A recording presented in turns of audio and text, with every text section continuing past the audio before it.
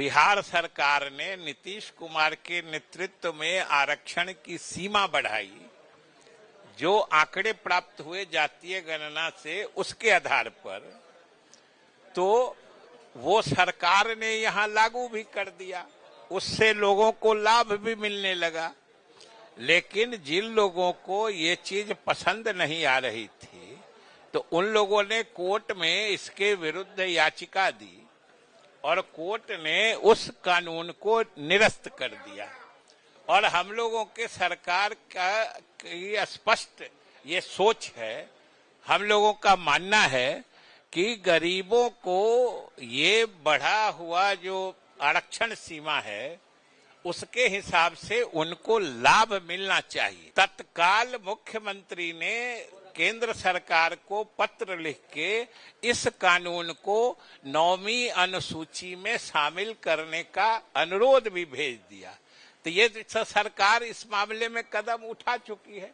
लेकिन आज के तिथि में जब वो कानून ही नहीं है, तो 9वीं अनुसूची की बात कैसे की जा सकती है? देखिए, बिहार में एक बार फिर से क्रेडिट पॉलिटिक्स का आगाज हो गया है। एक बार फिर से बढ़े हुए आरक्षण को लेकर क्रेडिट लेने का होड़ शुरू हुआ है। आप सभी को पता है, बिहार सरकार ने कुछ समय पहले जाति आधारित जनगणना कराया है।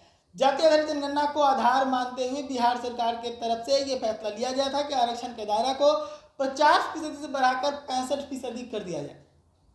बिहार सरकार के इस आदेश को सुप्रीम कोर्ट में चैलेंज किया गया, जहां पर सुप्रीम कोर्ट ने इस आदेश को खारिज कर दिया। अब इसको लेकर आरोप प्रत्यारोप का दौर शुरू है। राजद जहां पर बीजेपी के ऊपर यह आरोप लगाती है कि बीजेपी के लोगों ने ही सुप्रीम कोर्ट में इस मामले को चैलेंज किया, तो वहीं जदयू के ऊपर, नीतीश कुमार के ऊपर यह आरोप लगाती है राजद की इन लोगों ने मजबूती से अपने पक्ष को नहीं रखा।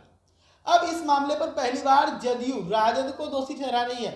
विजय कुमार चौधरी ने सीधे तौर पर तेजस्वी यादव को दोषी ठहराते हुए कहा है कि ये लोग जो धरना पर बैठे थे, इन लोगों ने ही सुप्रीम कोर्ट में बिहार सरकार के इस आदेश को चैलेंज किया था, क्योंकि ये लोग नहीं चाहते थे कि ऐसा हो। जिसके बाद तो सुप्रीम कोर्ट ने इस आदेश को खारिज कर दिया। इस पूरे मामले को लेकर विजय कुमार चौधरी क्या कुछ कह रहे हैं?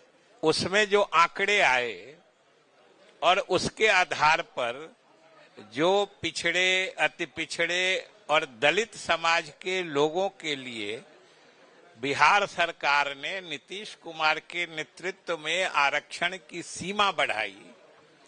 जो आंकड़े प्राप्त हुए जातीय गणना से उसके आधार पर, तो वो सरकार ने यहां लागू भी कर दिया। उससे लोगों को लाभ भी मिलने लगा। लेकिन जिन लोगों को ये चीज पसंद नहीं आ रही थी, तो उन लोगों ने कोर्ट में इसके विरुद्ध याचिका दी और कोर्ट ने उस कानून को निरस्त कर दिया। और कोर्ट ने निरस्त किया है। और कोर्ट ने निरस्त किया, इसका अर्थ होता है कि वह कानून ही रद्द हो गया। आज के मतलब तारीख में या आज के समय में वो कानून रद्द किया जा चुका है। लेकिन सरकार, चूंकि सरकार ने ईमानदारी से ये बढ़ी हुई आरक्षण सीमा लागू की थी, इसलिए सरकार ने तत्काल उसी वक्त जो कानूनी विकल्प उपलब्ध थे उसके हिसाब से उच्चतम न्यायालय में उच्च न्यायालय के फैसले के विरुद्ध अपील दायर कर दिया।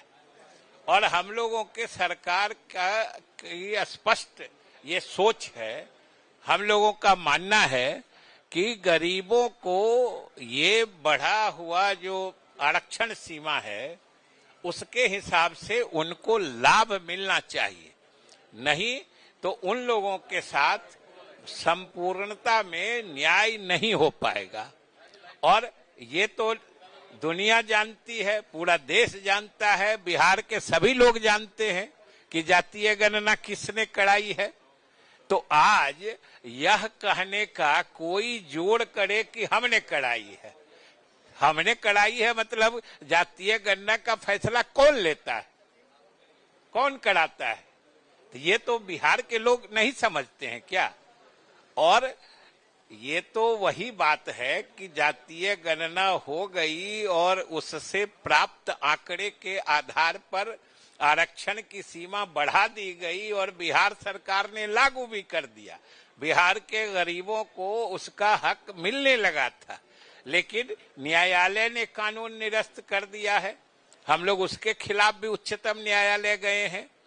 और साथ ही हम यह भी बता देना चाहते हैं कि जिसी वक्त ये बिहार विधायिका ने बिहार सरकार या मुख्यमंत्री द्वारा प्रस्तावित इस कानून को पास किया, तत्काल मुख्यमंत्री ने केंद्र सरकार को पत्र लिख के इस कानून को 9वीं अनुसूची में शामिल करने का अनुरोध भी भेज दिया। तो ये सरकार इस मामले में कदम उठा चुकी है। लेकिन आज के तिथि में जब वो कानून ही नहीं है तो 9वीं अनुसूची की बात कैसे की जा सकती है। और ये बात अभी जो पिछला विधानसभा सत्र था, जो मॉनसून सत्र था, उसमें भी एक हमारे साथी ने, विपक्ष के साथी ने विधानसभा में ये प्रस्ताव लाया था। तो हमने कहा था, विधानसभा में कहा था, लेकिन हमको आश्चर्य है कि आज भी जो अगर मांग करते हैं कि इस कानून को 9वीं अनुसूची में डाला जाए, तो किस कानून को डाला जाएगा? आज तो वो कानून ही रद्द है। तो सबसे पहले समझने की ये बात है और हम लोगों की कार्य योजना ये है। तो सुना आपने किस प्रकार से विजय कुमार चौधरी ने कहा है कि नीतीश कुमार ने इस आदेश के पारित होने के बाद अगले ही दिन पत्र लिख दिया था केंद्र सरकार को कि इसे 9वीं अनुसूची में शामिल किया जाए। लेकिन जब ये आदेश है ही नहीं लागू, तो इसे 9वीं अनुसूची में कैसे शामिल किया जाए? ऐसे तमाम खबरों के लिए जुड़ेगा द न्यूज के साथ।